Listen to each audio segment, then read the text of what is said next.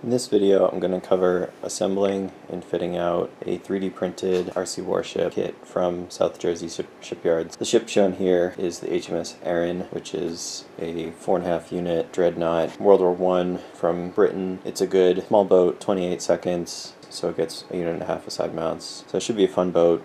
I've seen these be battled competitively. The ship kit comes with the 3D printed hull, deck pieces, and then also superstructure. It also comes with handy instructions to outline the steps to someone who's new to this process. First step outlined is unpacking and just checking that all the pieces are present. The first main thing we're going to do is assemble the hull. The hull comes in the 3D printed segments for ease of shipping. So the first step is really assembling that together. I've already started some of it, and you can see the joints here, but I'll just show assembling this last portion. The sub-steps for this will be first just to do some prep work. So I'm going to rough up the joint surface between the two pieces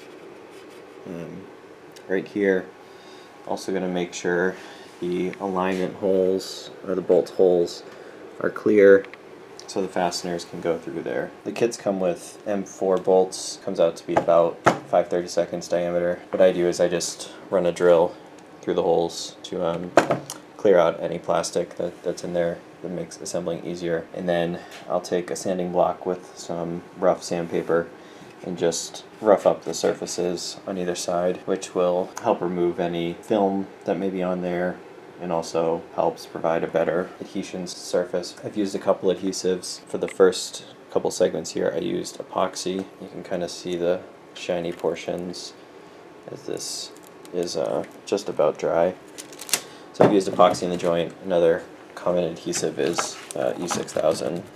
During this step, I'm also going to install the propeller shafts as we go, which will help save time later. So first, I'll drill out the holes, and then I'll rough up the surfaces, and then I'll wipe them off with acetone. Okay, I drilled out the holes and lightly sanded the two surfaces on either side, and then I wiped off the dust with acetone on a rag. Just want to be careful with acetone because it'll melt the ABS plastic here, but just using it briefly works fine. So next thing I'm going to do is I'm going to preset the nuts here. I'm going to preset them into the holes in the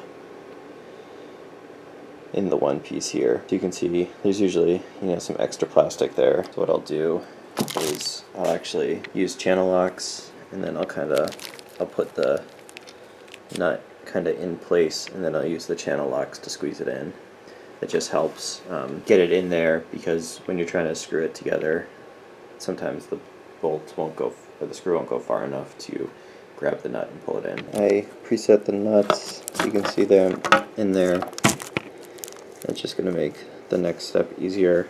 So because these two pieces have the shafts going through them, I'm going to put the shafts in now at the same time. You don't need to do it this way. You can assemble the two pieces together first and then put the shafts in, but I like putting the shafts in now because you'll typically, when you join them together, you'll get adhesive into the shaft hole for the stuffing tube, so it's just kind of easier to do it as one glue setup. To start out, what I'll do is I'm going to put the shafts into this back piece first, or the stuffing tubes rather. I'm going to put these in first, and then they can either slide in, or if necessary I can chuck them up in a drill to help spin them in.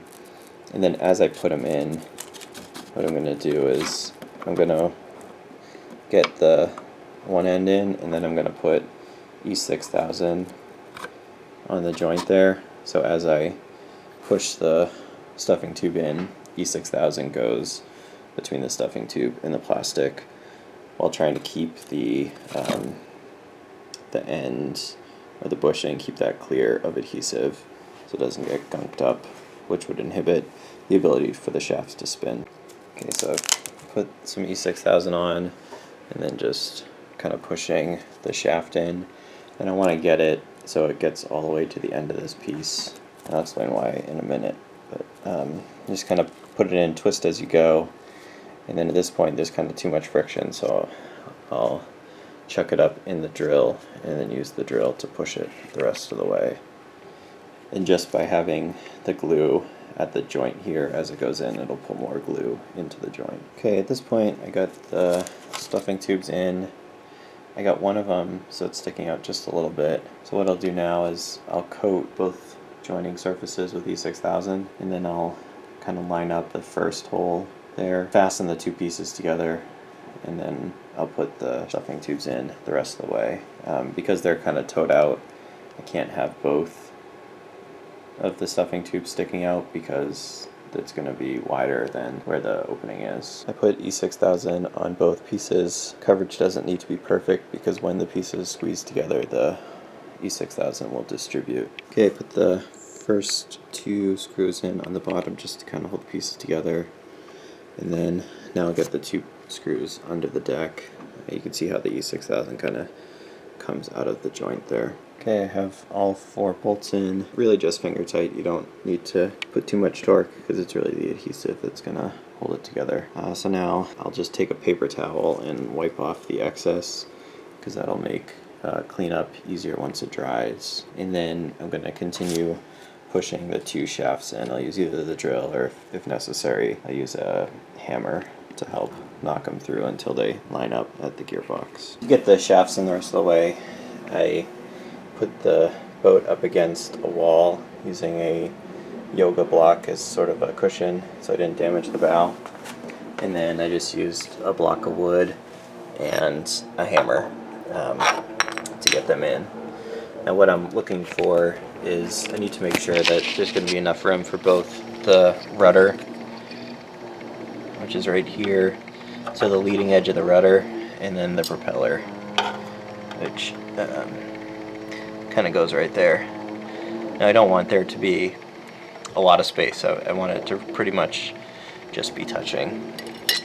And then also check on the inside, and then want the shafts to be coming out at the end here of the stuffing tubes. Glue for the hull section joints has dried, so I have epoxy on these first two joints and then E6000 on this joint. One reason why I like epoxy is it's a harder surface, so I'll use a Dremel to clean up the edge here. But at the same time, the E6000 key there is to just wipe off the excess from the joint before it dries. If there's excess there, you can cut it off, but I think the epoxy does a bit better job. Other things I'll do here is I will put some Bondo just because there's a little bit of gap at that joint there. Alright, next thing I'm going to do, just because I'm working on another project, is put the deck magnets in. So you can see them here. They go in all these holes. So to do that, I'm just going to put them in and then use channel locks to kind of press fit them in. So I'll use epoxy to do that. Keys are just to make sure that the magnets are all facing the same direction. Sometimes I'll lay them out on a board or something beforehand, so as I'm going and gluing them, I can just pick them up one at a time. And then I'll just, when I make the pile or when I lay them out, I'll just make sure I'm taking them from the same orientation from the stack as I go. And I'll do the boat side first, get that done, and then once that's dry, later I'll do the deck. I have the magnets in place.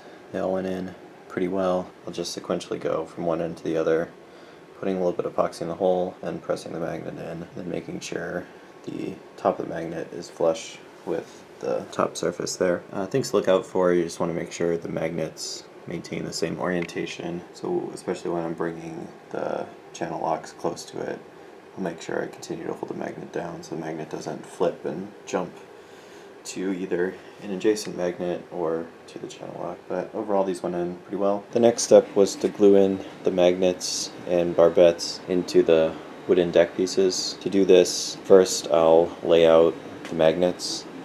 So because the magnet's already in the hull, I'll just use the kind of stack of magnets and then confirm the orientation. So in this case, if I hold it this way, I want the magnets to be oriented in the same direction, and then I'll just take them off the bottom one at a time and lay them out somewhere where they won't jump together, and then that makes sure when I put them into the deck they're in the right orientation. As you can see, I taped the underside of the deck, and that's just to hold the epoxy and align the magnets flush with the underside of the deck.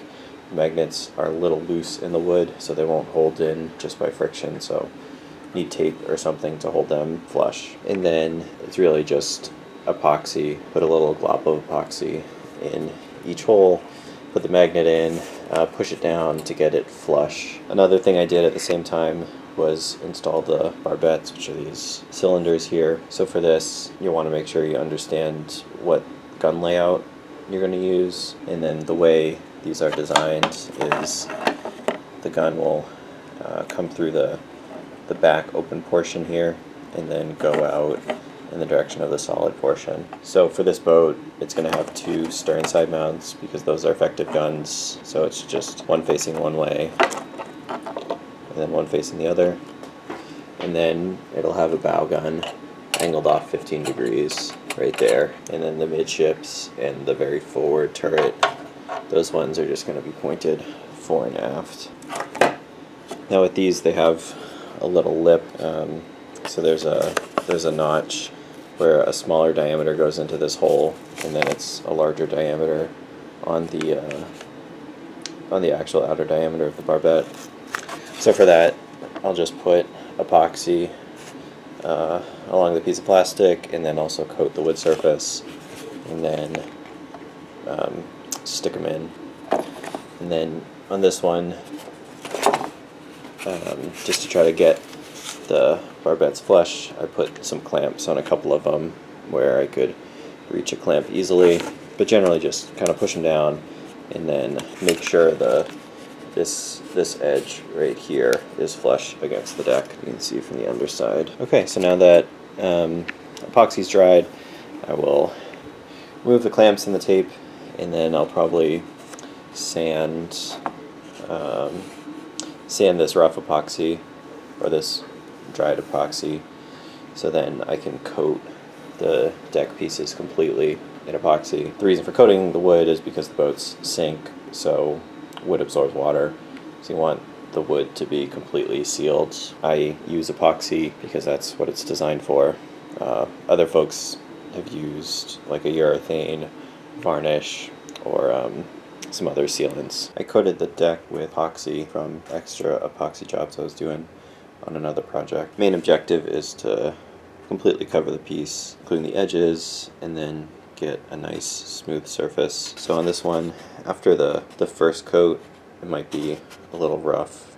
You kind of see it there, and then you might have drips. You can see some drips on the edge there. Once I get the first coat down, if necessary, I'll sand it a little bit. I'll use a Dremel to remove the drips, and then I'll put a second thinner coat on any remaining surfaces. The next step I'm going to do is install the stainless steel rod stringer. So this goes in this notch right here along the 1/8 inch portion. This is used because at just an 1/8 inch wide, the plastic alone, the ABS, is more likely to break under BB fire, so using metal stainless steel rod provides a much better contact surface for BBs. So with these rods, what you have to do is cut them to length, and then the kind of first step I'll do is just kind of clean up these notches here. So just from printing, there'll be like little pieces of plastic that kind of stick up, so I'll use a razor blade and I'll trim off any excess there, so the rod sits in nice and flush, and then I can kind of measure it out and cut it, with the goal being to pre-bend the rod so it fits the curve of the hull, which will make it much more likely to stay attached once it's glued in. I cut the stainless down to size, and then I cut one for the angled part there. Some folks might try to bend it for these joints, but I find it easier just to cut it. And then I've kind of bent the rod so it generally aligns with the curve of the hull, which will make it much more likely to stay in place once I glue it in. To attach the stainless rod, I'm going to use JB Weld plastic bonder, and then I plan to use zip ties to hold it in place while it's drying. I think zip ties will do a good job just because the geometry is kind of tough here. Get a clamp. Plan is I'll mix this up and then put it in the full seam and then put the rod in and then zip tie it down, and hopefully it comes out good. Okay, I've just glued down the stringers, so I ended up using a lot of zip ties and a couple clamps.